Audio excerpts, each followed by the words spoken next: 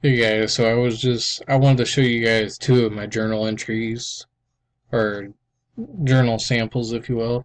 So you can easily tell by this one, but this one was my first one I ever did, and then this one was my second, not my second, my last one I ever did.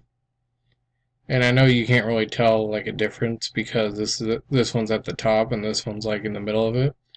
But I just wanted to highlight like these two sections because like it was kind of like this is where I started, and this is where I ended up being. And I know you can't really see it, but my first one wasn't the best looking. I mean, I liked it.